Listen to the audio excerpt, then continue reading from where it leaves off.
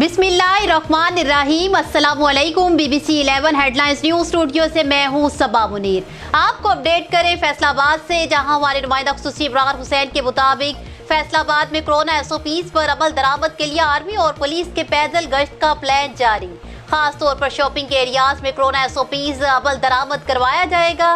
फौज और पुलिस के जवान आठों बाजारों में पैदल गश्त करेंगे। झाल खानोआना मार्केट, मेन बाजार मंसूराबाद और अनारकली समनाबाद में भी पैदल गश्त होगा।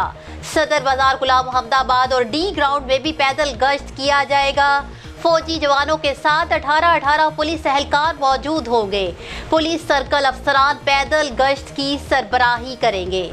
CPO के मुताबिक गश्त करने वाले जवान खुद SOPs पर हर सूरत अमल करेंगे, जबकि पैदल गश्त प्लान की सुपरविजन SSP ऑपरेशंस करेंगे।